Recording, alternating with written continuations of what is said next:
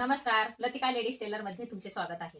आज आपण या व्हिडिओमध्ये हे शिकणार आहोत की आपल्याकडे ज्या वेळेस तयार पेपर कटिंग असतं, ते तयार पेपर कटिंग प्रत्येक ब्लाउजला आपण कसं वापरायचं। 34च माप असतं, परंतु प्रत्येकाच्या गळ्याचं माप, बाहीचं माप, परत उंची हे वेगवेगळे असू शकते। त्यावेळेस आपण काय करायचं, त्याच्यात काय बदल करायचे, ते कसं वापरायचं हे मी आज तुम्हाला या व्हिडिओमध्ये दाखवणार आहे।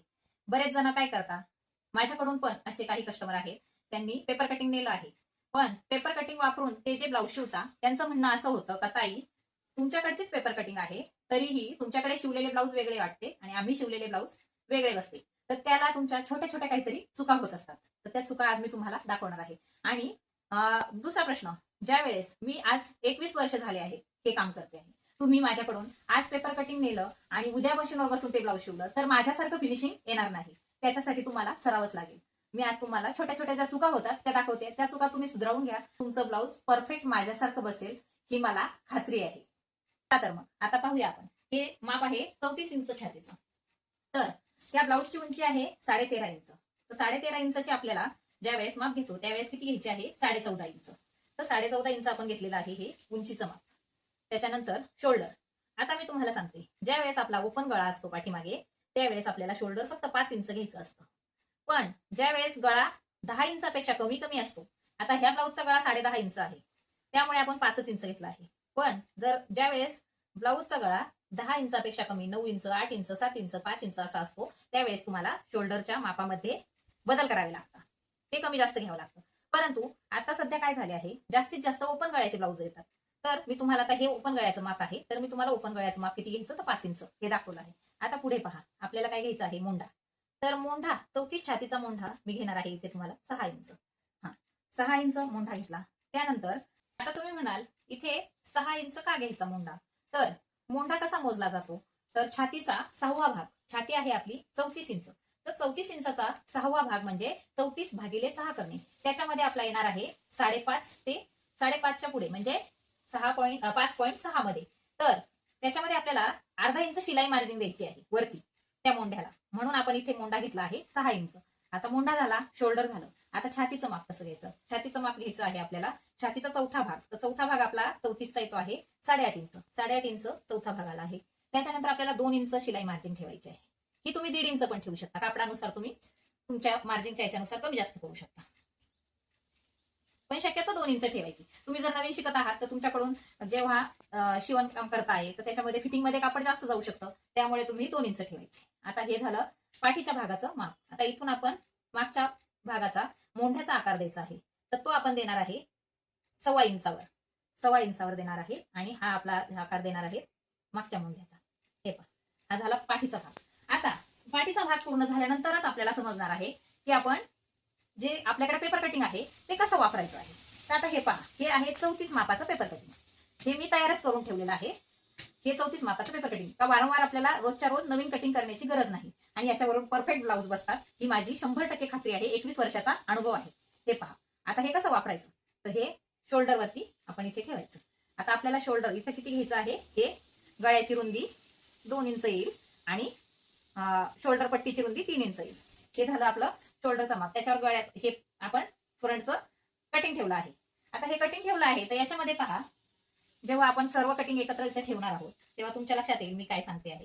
हे पहा, आता हे जे आहे हे अशा पद्धतीचं कटिंग आपल्याला याच्यावरती ठेवायचं आहे। तर आता हे असं कटिंग ठेवलं तर इथे आपल्याला समजा हे परफेक्ट झालं आहे, पण इथे जी मार्जिंग आहे ही कमी पडते। ही मार्जिंग साधारण आपली 1 इंचापर्यंत कमी पडते। हे पहा, 1 इंचापर्यंत ही मार्जिन कमी पडते। ज्यावेळेस आपण हे कटिंग करतो त्यावेळेस इथे आपल्याला 1 इंच वाढवायचंय या भागाला, आणि ह्या योगपट्टीच्या भागाला, या 2 भागांना आपल्याला 1 इंच मार्जिन वाढवायची आहे। ज्यावेळेस ही पेपर कटिंग ह्या मापासाठी वापरतोय ते 34च माप आहे, परंतु याची उंची असेल 13 इंच आणि त्यांनी याचं माप ठेवलेलं आहे 1.5 इंच मार्जिनचं। तर आपण किती ठेवतोय, 2 इंच। तर मग आपण 2 इंच ठेवतोय, तर आपल्याला मागचा 2 इंच ठेवतोय, तर पुढचा पण 2 इंच पाहिजे, म्हणून आपण इथे 1-1 इंच माप वाढवणार आहोत। आणि हा उंचीचा, तर उंचीच्या याच्यामध्ये हे पहा, आता इथे जे आहे इथे आपल्याला मार्जिंगच राहणार नाही, पण हा भाग आपल्याला ज्यावेळेस ह्या भागाला जोडायचा आहे त्यावेळेस आपल्याला मार्जिंग लागणार आहे। तर मार्जिंग किती लागणार आहे, वरच्या भागाला अर्धा इंच आणि ह्या भागाला अर्धा इंच। तर आपण काय करू शकतो, वरच्या भागाला 1 इंचापर्यंत वाढवू शकतो, आणि ह्या भागाला मग ज्यावेळेस 14, 14.5, 15 उंची असेल त्यावेळेस फक्त एका भागाला उंचीचं माप वाढवता येत नाही, तर मग आपण याला डिवाइड करून अर्ध याला अर्ध याला असे 2 भागामध्ये माप वाढवायचं. आता ते कसं वाढवायचं मी सांगणार आहे तुम्हाला आताच या व्हिडिओमध्ये. हे पहा, आता हे मी असं ठेवून पाहिलं आहे. हे कटोरी 2 मिनिटं बाजूला ठेवते. हे आपण ठेवून पाहिलं आहे. तर हे आपल्याला दिसतंय इथं आपल्याला मार्जिनचं माप नाही, अर्धा ते पाऊण इंच माप लागणार आहे. तर हे पहा, हे आपण आता इथे कटिंग ठेवणार आहोत. आता आपल्याला कुठे वाढवायचंय, तर इथे आपल्याला मार्जिन वाढवायची आहे आणि इथे आपल्याला उंची वाढवायची आहे. का वाढवायची आहे, कटिंग तर 34च आहे, पण ह्या ब्लाऊजचं जे माप आहे हे आपण जास्त घेतो आहे. म्हणून मग आपल्याला प्रत्येक ब्लाऊजनुसार कटिंग मध्ये काय बदल करावा लागतात, हे बदल जर केले तरच परफेक्ट ब्लाऊज बसेल ना. म्हणून मग आपण इथे आता वाढवणार. ते कसं वाढवणार, हे पहा, इकडे 1 इंच ठेवायचं आहे, तर हे 1 इंच. तर मग हे आपण हे आहे तसंच गळ्याला जेवढं आहे तेवढंच ठेवायचं, फक्त इकडं एवढं वाढवलं आहे. किती, अर्धा ते पाऊण इंच. हे आपण कशासाठी वाढवलंय का, इकडे ठेवल्यावर इथे आपल्याला मार्जिन कमी राहते. मार्जिन कमी राहिल्यावर आपण जर हे डायरेक्ट शिवलं तर पुढचा भाग कमी होऊ शकतो, आणि पुढचा भाग जर कमी झाला तर काय होईल, पुढचा भाग कमी झाला तर ब्लाऊज कधी कधी मागचा शोल्डरचा भाग पुढे येऊ शकतो. हे पहा, आता आपण झाला आहे पाठीचा भाग, हा पुढच्या भागाची साईड पट्टी, आणि ही आहे कटोरी. आता कटोरी आपल्याला ठेवायची. आता कटोरी इथे ठेवून पाहिल्यानंतर आपण जेवढं इथे वाढवलं आहे तेवढं माप आपल्याला कटोरीचं पण कमी पडणार आहे, तर मग आपल्याला ती पण वाढवावी लागेल. मग ती कशी वाढवायची, हे पहा, इथं वाढवायची इथे भागाला, कारण हा आपला येणार आहे खाली पट्टी जोडण्याचा, म्हणून आपल्याला हे 2 भाग अर्धा अर्धा इंच वाढवायचे आहेत. आता ते कसे वाढवायचे, हे इथे वाढवायचा. हा आपला भाग वाढवायचा योग पट्टीचा, तर योग पट्टीचा आपल्याला फक्त मार्जिनच्या साईडला वाढवायचा आहे, तर तो आपल्याला वाढवायचा आहे मार्जिनच्या साईडला, इथे ठेवून 1 इंच. पेपर कटिंगचे मी हे 3च पार्ट वापरते एकाच प्रकारचे. बाकी मी स्लीवचं आणि पाठीचं माप जे आहे ते डायरेक्ट अस्तरवरती कटिंग करते.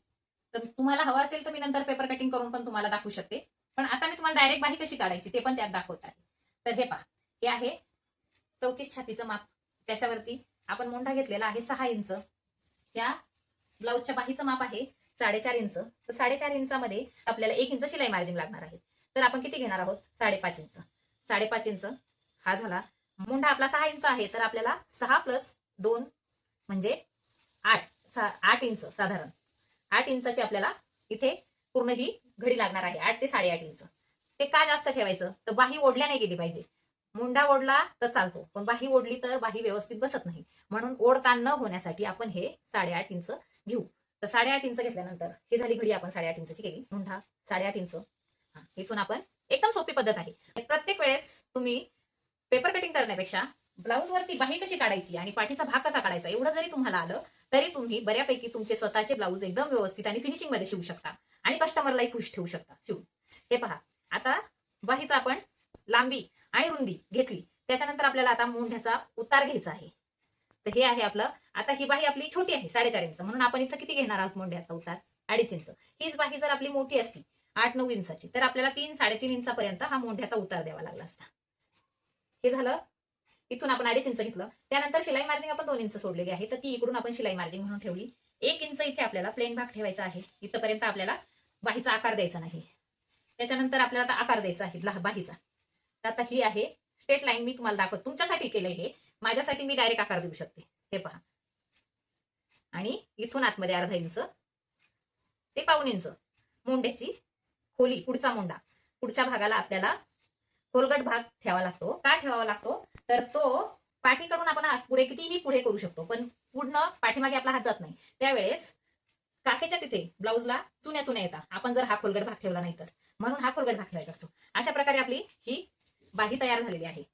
आता मी आज तुम्हाला पाठीच्या भागाची कटिंग करून तयार पॅटर्न कसे वापरायचे, त्याच्यामध्ये काय बदल करायचा हे दाखवलेलं आहे. आता आपण इथे गळ्याची खोली, आपला गळा किती आहे, 10.5 इंच आहे या मापाचा, म्हणजे त्या कस्टमरला तेवढा हवा आहे 10.5 इंच. तर 10.5 इंच पर्यंत माप घेऊन आपण असा एक स्क्वेअर करून घेऊ, आणि ज्या आकाराचा हवा आहे त्या आकाराचा आपण गळ्याचा आकार देऊ शकतो. आता त्यांना हवा आहे गोलगळा, तर मग हा गोलगळ्याचा आकार आपण दिला आहे. इथे आपली कटिंग झाली आहे.